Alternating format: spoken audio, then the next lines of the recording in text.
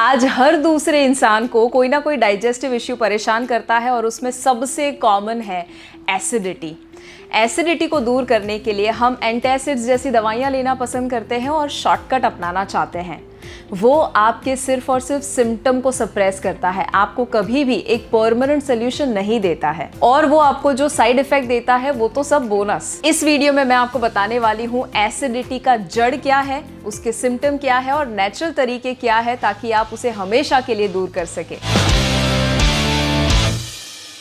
Hi, my name is Shivangi Desai. I am a health and nutrition coach and welcome to Fit Bharat Mission. Acidity क्यों होती है? हम जब भी कोई भी खाना खाते हैं वो ईसोफेगस पाइप में से नीचे स्टमक की ओर जाता है, बट स्टमक की ओर जाए उससे पहले ईसोफेगस के एंड में एक LES नाम का मसल होता है जिसे कहा जाता है लोअर ईसोफेजियल स्फिंक्टर। ये मसल का काम होता है दरवाजे जैसा।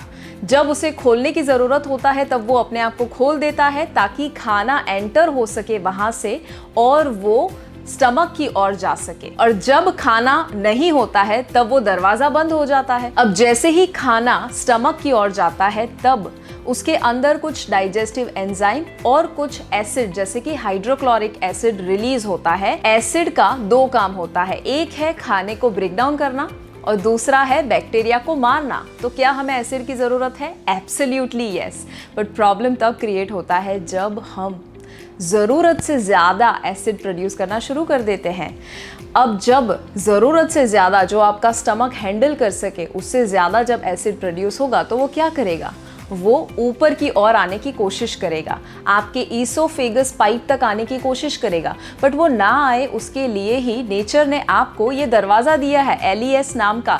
बट जब LES बिगड़ जाता है, वीक हो जाता है, बहुत ज़रूरत से ज़्यादा रिलैक्स हो जाता है, तब वो एसिड जो उसे रोकने का काम करना चाहिए था वो नहीं कर पाता है और उसकी वजह से वो ट्रैवल करता है ईसोफेगस पाइप के द्वारा टुवर्ड्स योर चेस्ट, हार्ट और थ्रोट, और इसीलिए आपको वहाँ पर बर्निंग सेंसेशन होता है जिसे हार्ट बर्न कहा जाता है। आपको खट्टी डकार आती है, ब्लोटिंग, हैवीनेस, बैड ब्रेथ, मज़ा ना आना, इरिटेट, चिड़चिड़ापन होना, ये सारे उसके सिम्टम हैं। तो एसिडिटी का रूट कॉज है ज़रूरत से ज़्यादा एसिड प्रोड्यूस होना और वो आपके ईसोफेगस तक ट्रैवल करना।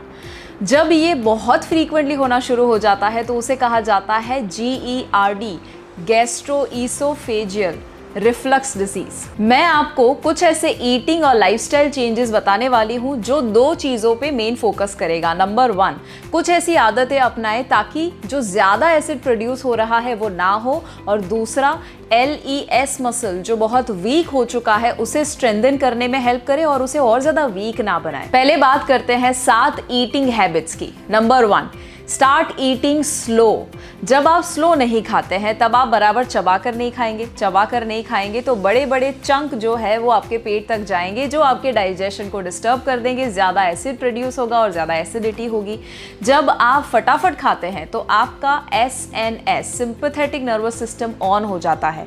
उसकी वजह से क्या होगा? आप हड़बड़ी में होंगे, आपका फोकस जो है वो खाने पे नहीं रहने वाला है और उसकी वजह से जो खाने को डाइजेस्ट करने में फोकस होना चाहिए आपके बॉडी का वो फोकस हट जाता है और बाकी सारी चीज़ों पर आता है, खाना अनडाइजेस्टेड रह जाता है। तो एक ही चीज़ करनी है, पहले तो नोटिस कीजिए आप कितनी बार चबाते हैं एक निवाले को। आज अगर वो 3 बार चबाते हैं तो धीरे धीरे करके 6 बार, 8 बार, 10 बार और फिर उसे बढ़ाना शुरू कर दीजिए। कब तक चबाना है? तब तक चबाना है जब तक वो सॉलिड लिक्विड में कन्वर्ट ना हो जाए। अगर आप इतना भी करना शुरू कर देंगे ना, आप नोटिस करेंगे सिर्फ 1 दिन के अंदर ही आपका एसिडिटी का प्रॉब्लम काफी हद तक दूर हो जाएगा। दूसरा है नेवर स्किप मील्स।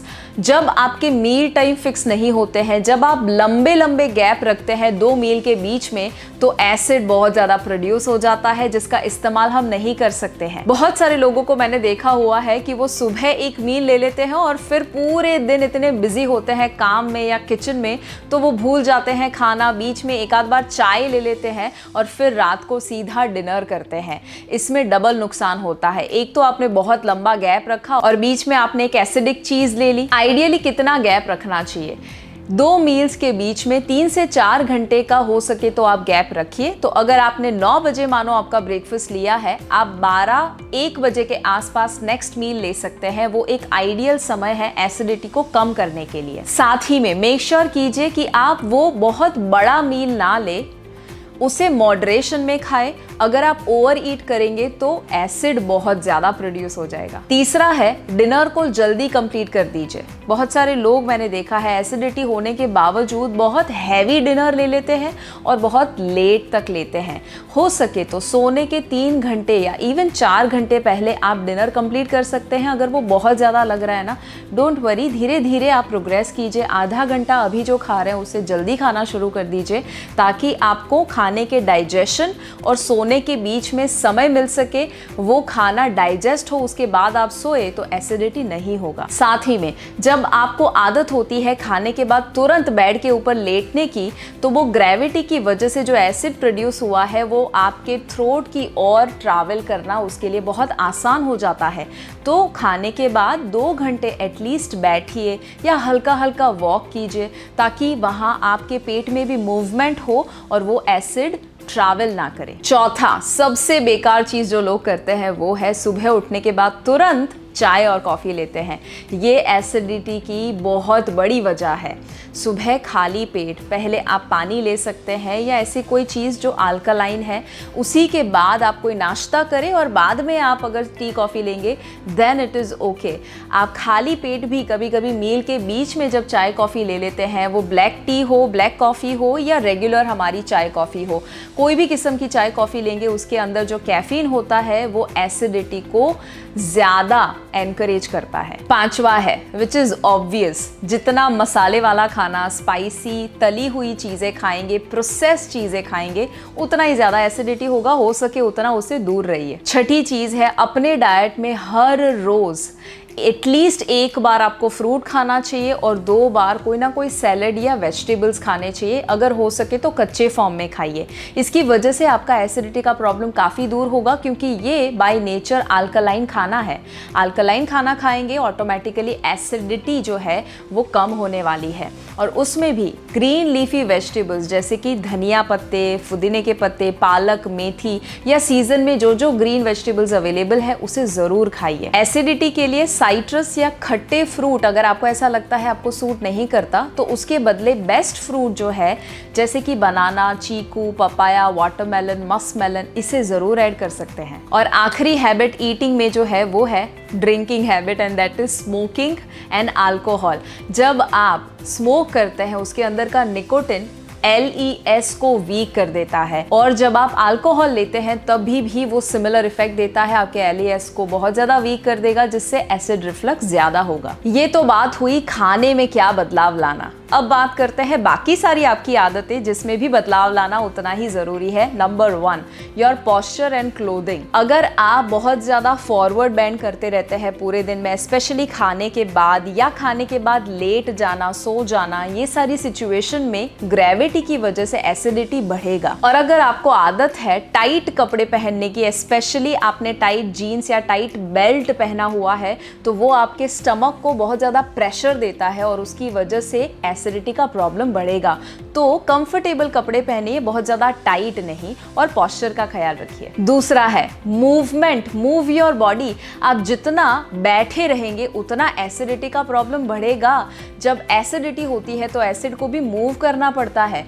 उसे खाना डाइजेस्ट करने के लिए एसिड प्रोड्यूस किया था ना, तो डाइजेशन तो तब ज़्यादा इंप्रूव होगा जब आप अपने बॉडी को मूव करते रहेंगे। तो क्या एक्सरसाइजेस करना, वॉक कर सकते हैं। Walk is like the best thing in acidity. बहुत सारे लोग सिर्फ और सिर्फ बड़ी चीज़ें करने से डरते हैं। I am saying just start with walking.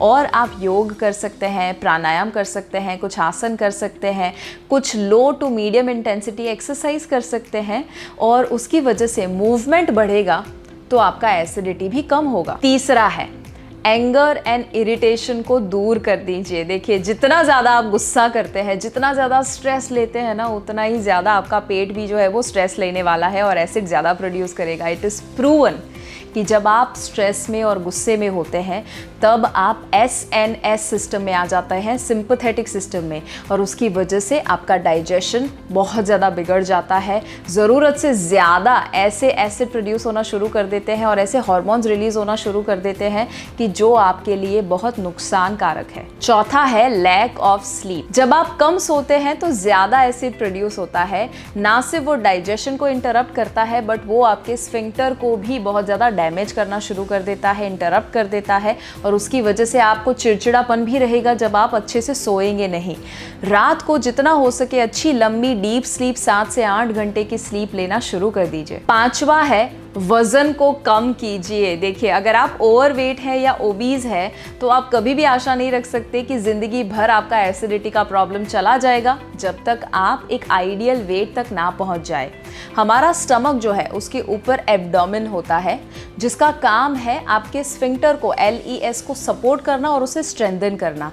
But जब आपके अंदर फैट बहुत ज़्यादा होता है, बेली फैट या वाइसरल फैट स्पेशली जब बहुत ज़्यादा होता है जो आपके ऑर्गन के आसपास होता है, उसकी वजह से स्टमक को, एब्डोमेन को बहुत प्रेशर आता है और वो प्रेशर की वजह से वो LES को सपोर्ट नहीं कर पाएगा, उसे वीक कर देगा, उसे ऊपर की ओर पुश करना शुरू कर देगा ताकि आपको एसिडिटी का प्रॉब्लम ज़रूरत से ज़्यादा होगा।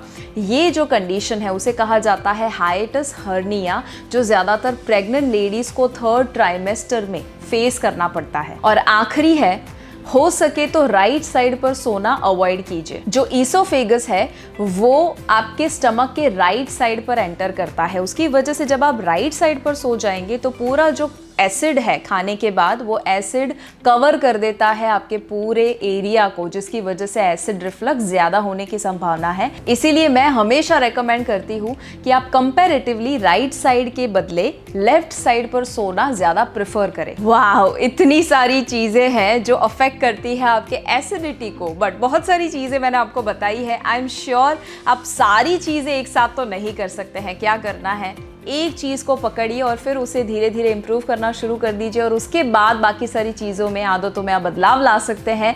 It is going to be very easy and rewarding. मुझे कमेंट में ज़रूर बताइए कि आपने ये अपनाने के बाद क्या फील किया, कौन कौन सी चीज़ें आपने बदली, और ये वीडियो आपको कैसा लगा ज़रूर बताइएगा। ऐसे ही कौन कौन से वीडियोज़ आप देखना चाहेंगे वो भी मुझे सजेस्ट कीजिए। और अगर अभी तक आपने फिट भारत मिशन पेज को सब्सक्राइब नहीं किया, लाइक और फॉलो नहीं किया, तो अभी वक्त है, कर दीजिए ताकि ऐसे ही इंटरेस्टिंग वीडियोस मैं आपके लिए लाती रहूं।